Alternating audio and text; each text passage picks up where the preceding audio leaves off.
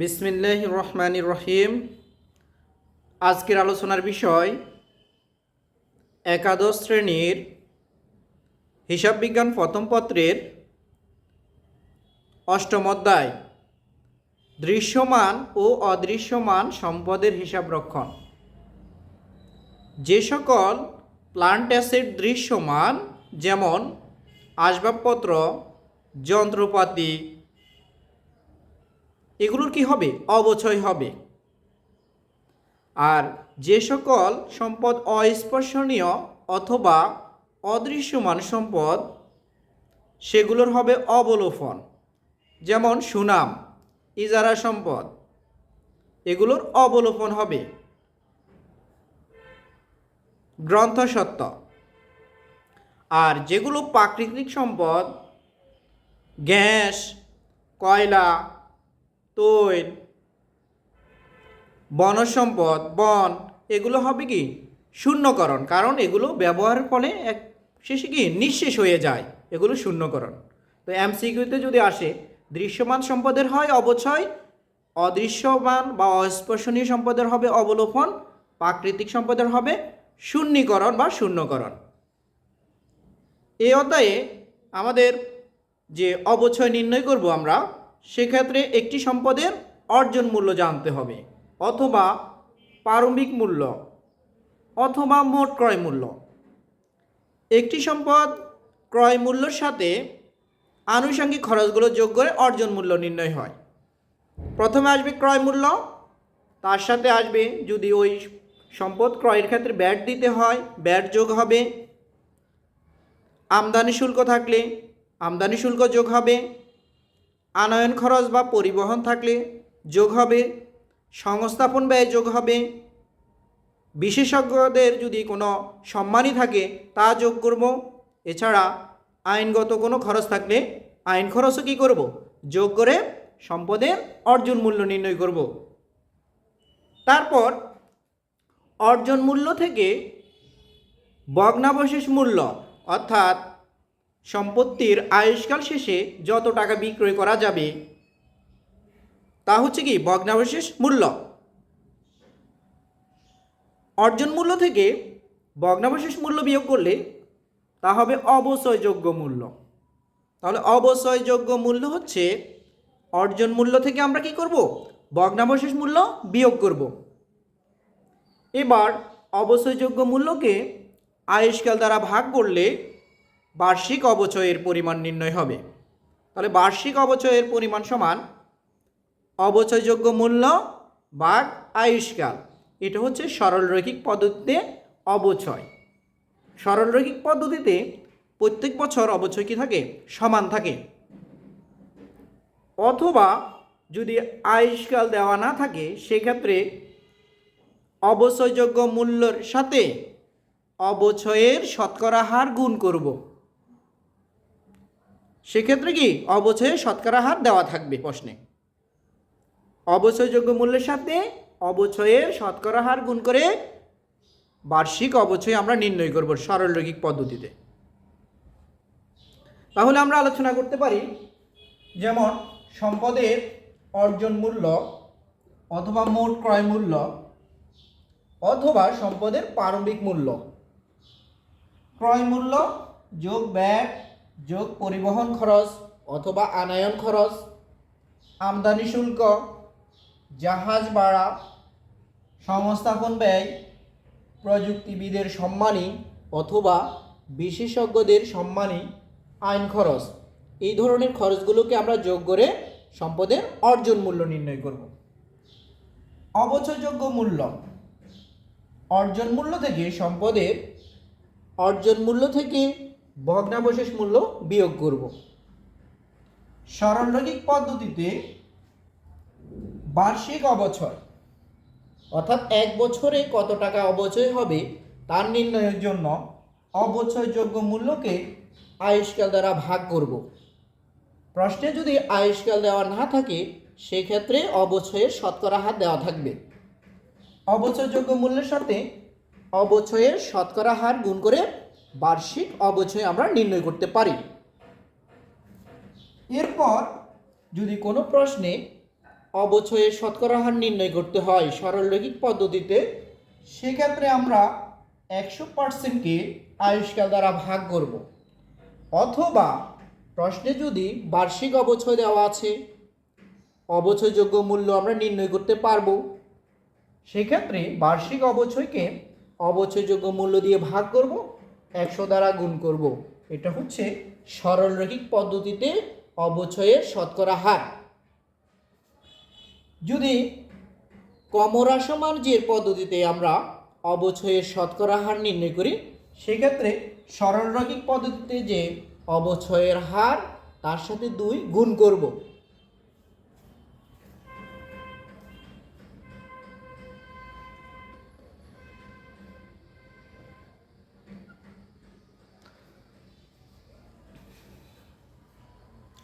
ক্রমহ্রাসমান পদ্ধতিতে অবচয়ের শতকরা হার হবে সরলরৈখিক অবচয়ের হার, অর্থাৎ সরলরৈখিক পদ্ধতিতে যে অবচয়ের হার দেওয়া থাকবে তাকে 2 দ্বারা গুণ করব।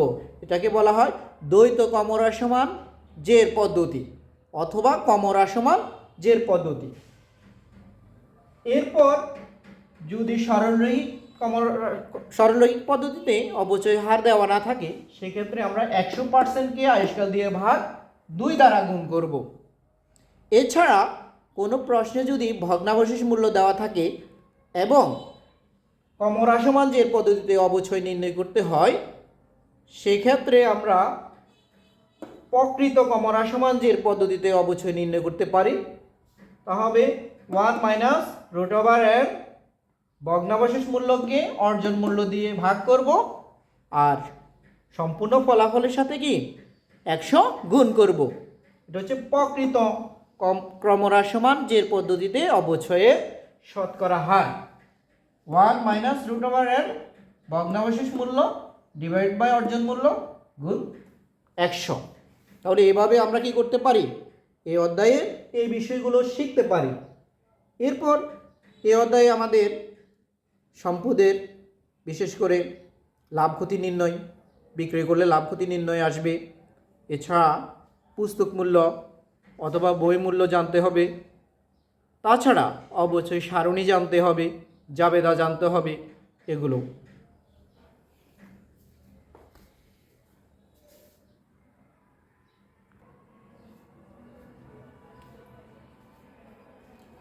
সম্পদের পুস্তক মূল্য হচ্ছে বা বই মূল্য, তা হবে সম্পদের অর্জন মূল্য থেকে পুঞ্জীভূত অবচয় অথবা অবচয় সঞ্চিতি বিয়োগ করব।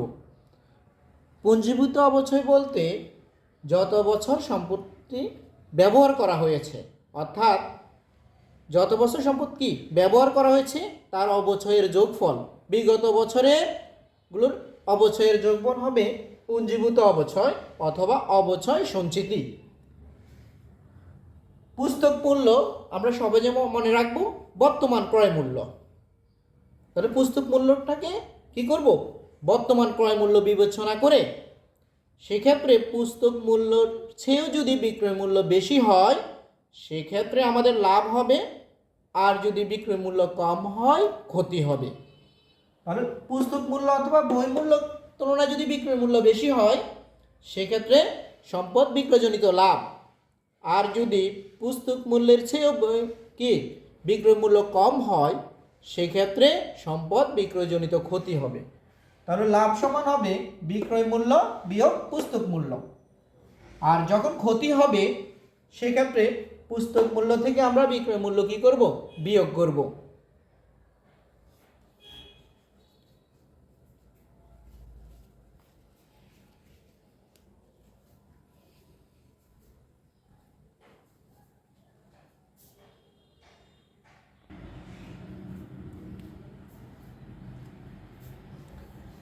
এখন আলোচনা করব অর্থাৎ জাবেদা সম্পর্কে।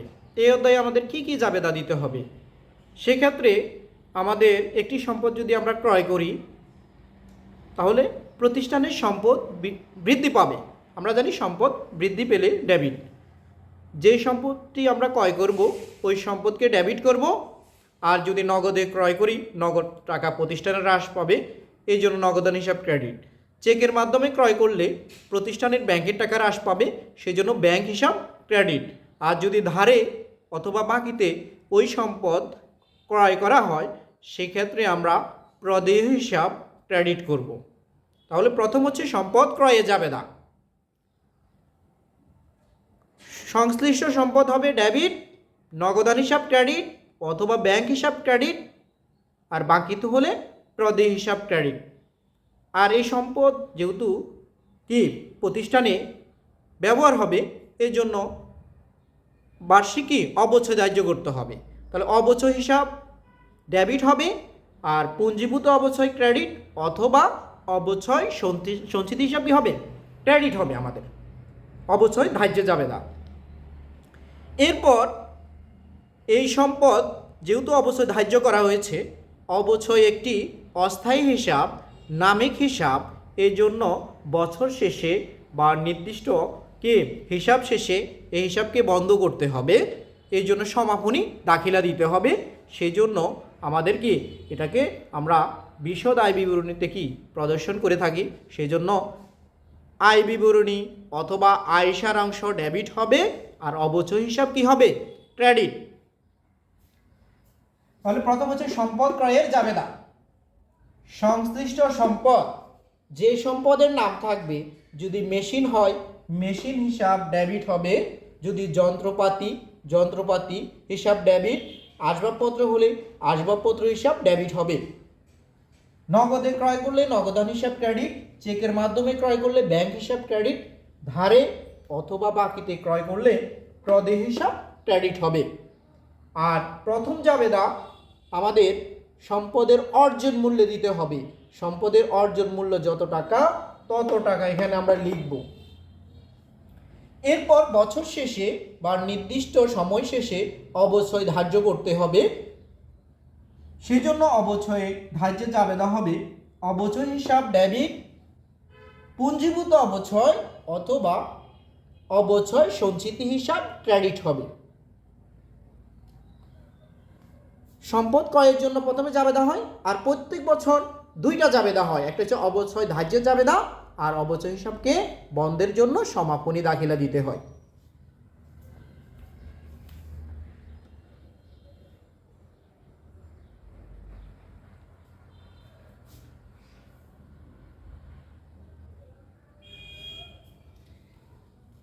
এবার অবচয় হিসাব বন্ধের জন্য সমাপনী দাখিলা।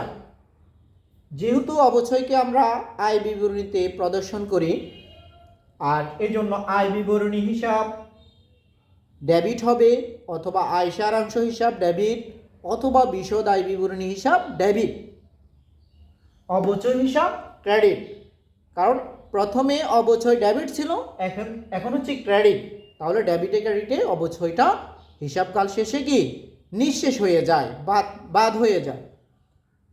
এবার কোনো সম্পদ যদি আমরা বিক্রয় করি, বিক্রয় করলে আমাদের অবশ্যই নগদ টাকা আসবে, অথবা চেকের মাধ্যমে বিক্রয় করলে ব্যাংকে টাকা বৃদ্ধি পাবে, আর ধারে বা বাকিতে বিক্রয় করলে প্রাপ্য হিসাব বা দেনাদার সৃষ্টি হবে।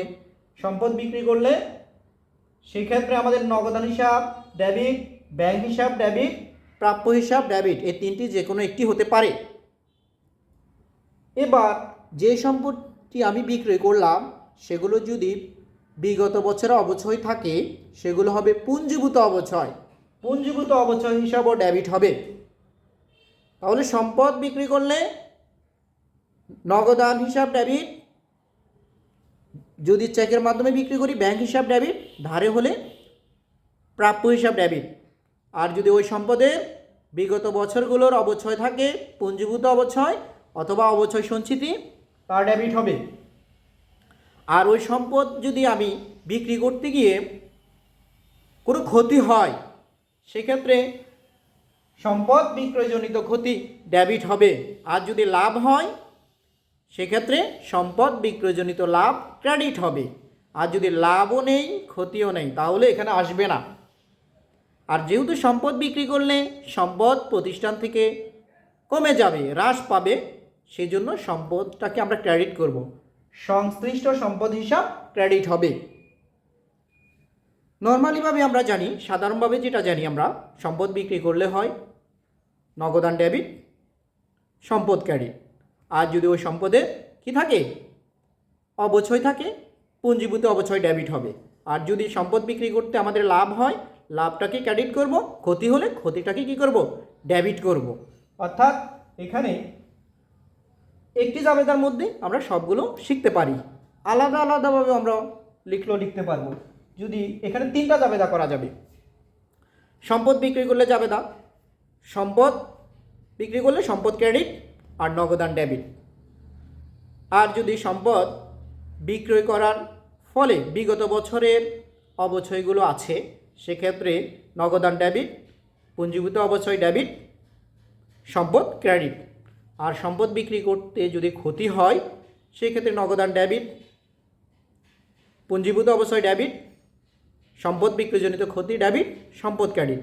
আর যদি সম্পদ বিক্রি করে যদি লাভ হয়, সেক্ষেত্রে সম্পদ বিক্রয়জনিত লাভকে কি করব, ক্রেডিট করব। এছাড়া যখন এই জাবেদাটি দিব, ওই বছর শেষে, হিসাবকাল শেষে এখানে যদি ক্ষতি থাকে, ক্ষতি যেহেতু ডেবিট হয়েছে, ক্ষতিকে কি করতে হবে, পরে সমাপনী দাখিলায় ক্রেডিট করতে হবে আর আয় বিবরণীকে ডেবিট করতে হবে। আর যখন সম্পদ বিক্রয়জনিত লাভ হবে, ওই বছর শেষে সমাপনী দাখিলা দিতে হবে সম্পদ বিক্রয়জনিত লাভ ডেবিট, আয় বিবরণী ক্রেডিট। এর মাধ্যমে আমরা কি এই অধ্যায়ের জাবেদাগুলো এভাবে শিখতে পারি। পরবর্তী ক্লাসে আমরা অবচয় সারণী শিখব এবং ক্রমহ্রাসমান জের পদ্ধতিতে, সরলরৈখিক পদ্ধতিতে অবচয় কীভাবে নির্ণয় হবে, বর্ষ সংখ্যা সমষ্টি পদ্ধতিতে কীভাবে অবচয় নির্ণয় হবে, সেগুলো আলোচনা করব।